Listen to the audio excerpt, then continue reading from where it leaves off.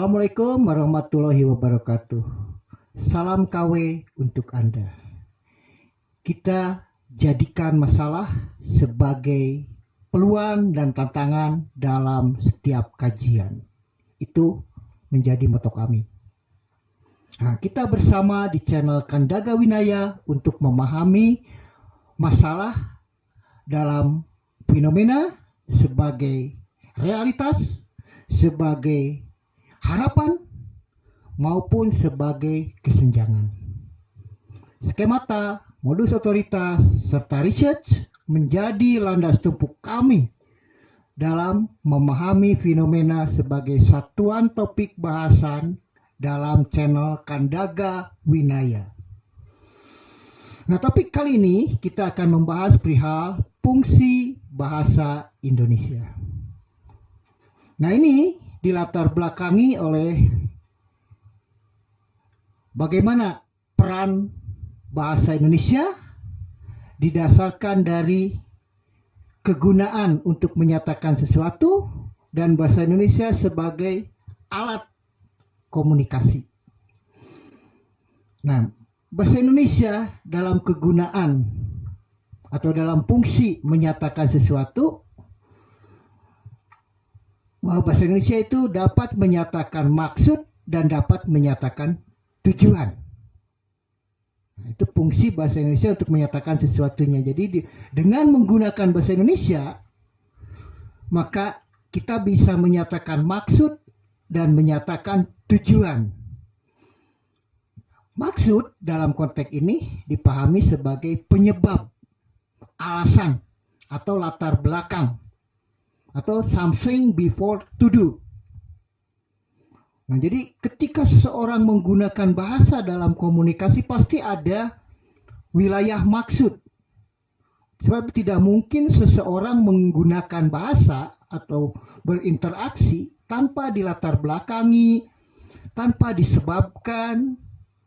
Nah, itu sehingga wilayah itu, tadi wilayah penyebab atau latar belakang itu kita setarakan sebagai maksud untuk menyatakan sesuatu. Nah, itu kita bisa gunakan bahasa Indonesia. Selanjutnya, bahasa Indonesia juga dapat digunakan untuk menyatakan tujuan. Nah, tujuan itu adalah akibat atau batas dari, atau something after to do. Jadi ada sesuatu yang sudah dilakukan, atau kita sebut juga tujuan itu sebagai batas akhir.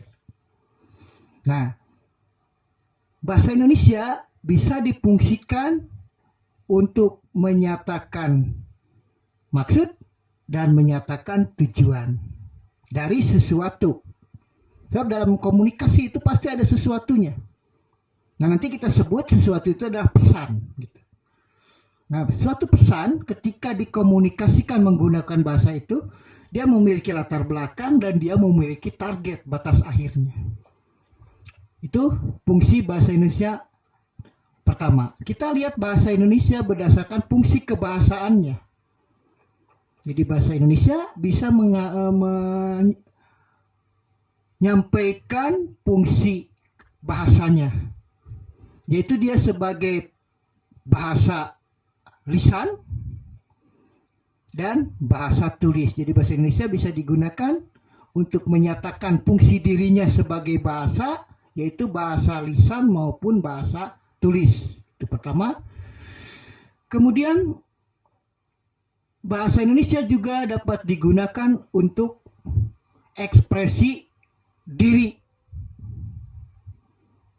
dan juga untuk komunikasi dalam integrasi. Berikutnya digunakan juga untuk adaptasi. Dan berikutnya fungsi komunikasi. Jadi tadi setelah bahasa Indonesia digunakan sebagai fungsi untuk menyatakan maksud dan tujuan, bahasa Indonesia dapat kita gunakan juga berdasarkan fungsi bahasanya. Pertama sebagai fungsi ekspresi diri, fungsi integrasi, fungsi adaptasi, fungsi komunikasi, dan fungsi kontrol sosial. Fungsi ekspresi diri, nah bahasa Indonesia dapat digunakan untuk menyatakan tentang diri seseorang atau tentang subjek di sini biasanya. Nah, sehingga dengan bahasa Indonesia individu dapat menyatakan dirinya di dalam suatu peristiwa komunikasi, dan itu bisa menggunakan bahasa Indonesia. Jadi bagaimana sesuatu atau individu mengekspresikan, menyatakan dirinya dalam suatu konteks.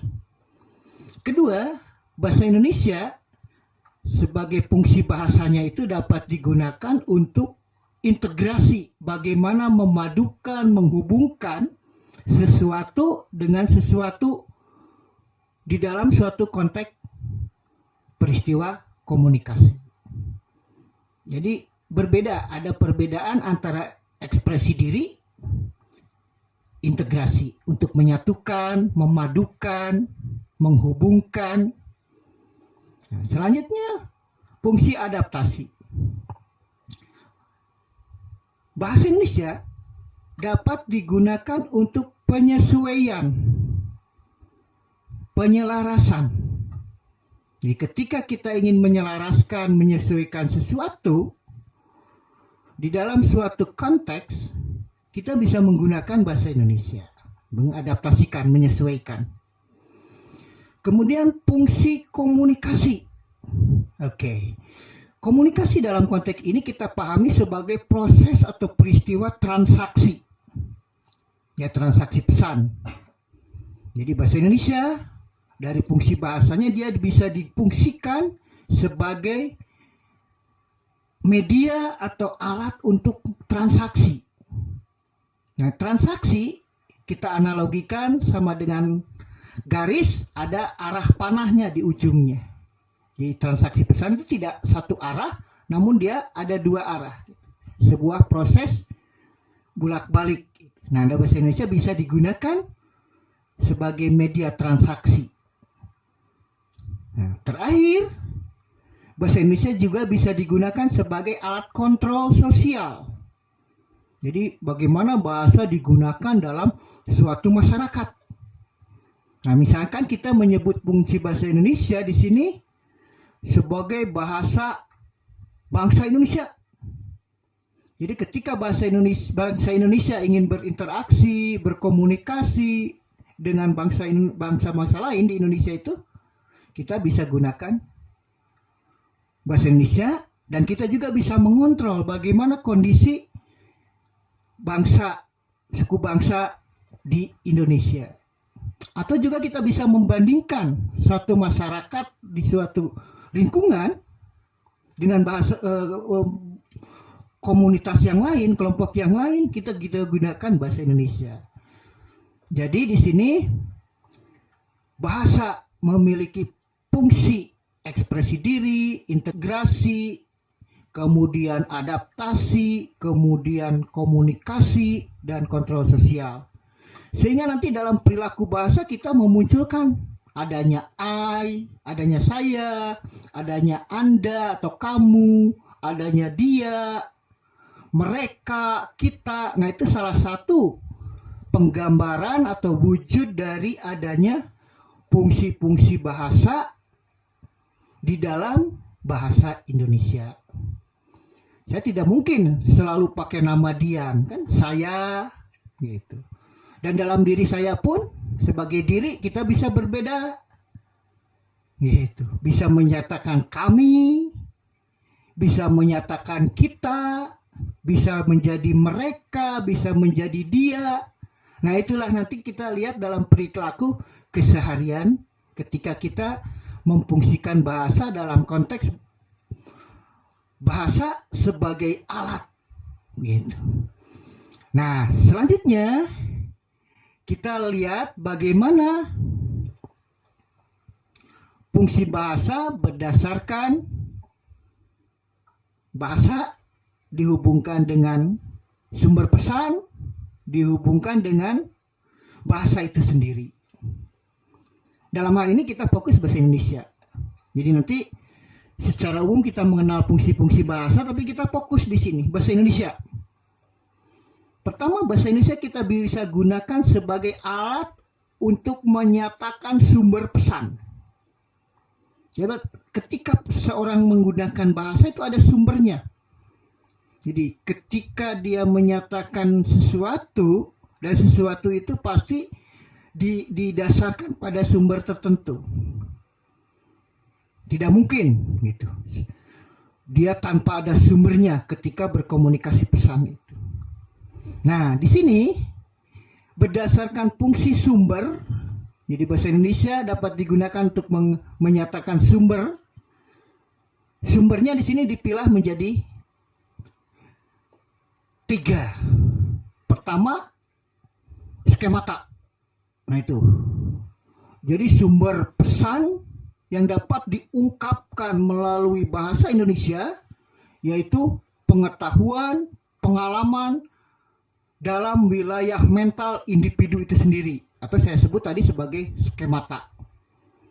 Jadi apa-apa yang ada dalam diri sendiri, yang disimpan dalam wilayah mental diri itu, apakah itu pengetahuan, apakah itu pengalaman, dapat kita gunakan dengan menggunakan bahasa Indonesia. Kedua, sumber pesan berdasarkan modus otoritas. Nah, itu berbeda dengan skemata. Modus otoritas itu adalah skemata orang lain dengan katanya, atau pengetahuan pengalaman di luar dirinya atau di luar individu itu. Kita sebut sebagai modus otoritas. Ya, saya bisa mengatakan saya memiliki seekor kucing. Nah, itu berarti skemata. Tapi kalau saya katakan, menurut Pak Rusdiawan, bahwa sekarang Indonesia dalam kondisi kritis akibat kondisi masyarakat. Nah, itu berarti kita gunakan modus otoritas. Nah, berikutnya bahasa Indonesia dapat digunakan untuk menyatakan sumber pesan berdasarkan riset. Riset atau disebut penelitian itu sebagai pemaduan antara skemata atau pengetahuan pengalaman pada diri individu, modus otoritas, serta metodologis. Nah, hasil dari paduan itu disebut hasil riset atau sumber pesan dari riset. Nah, sekarang bahasa Indonesia juga dapat digunakan sebagai fungsi bahasa, yaitu dia bisa digunakan untuk menyatakan lisan maupun tulis. Dapat digunakan untuk fungsi berbahasa lisan, fungsi berbahasa tulis. Selanjutnya juga bahasa Indonesia dapat digunakan sebagai fungsi bahasa itu oleh individu, oleh masyarakat, ataupun oleh komunitas. Jadi siapa pengguna bahasa Indonesia? Yaitu individu, komunitas, atau masyarakat. Tadi yang pertama dengan, secara, dan oleh. Nah, individu sebagai perseorangan, maka dia mungkin cenderung menggambarkan skemata. Sedangkan komunitas itu adalah kelompok individu dalam ikatan suatu sifat atau karakter tertentu. Maka itu komunitas. Berbeda dengan masyarakat. Masyarakat itu dibentuk oleh adanya individu dan adanya komunitas. Maka muncullah masyarakat. Nah, itulah bahasa Indonesia dapat digunakan oleh individu, oleh komunitas, ataupun masyarakat. Jadi fungsi penggunaan berdasarkan pelaku atau pengguna bahasa. Nah, selanjutnya kita lihat bahasa Indonesia ini berdasarkan hubungan kausalitasnya, sebab akibatnya. Jadi bagaimana bahasa Indonesia itu ada, apa syarat bahasa Indonesia ada.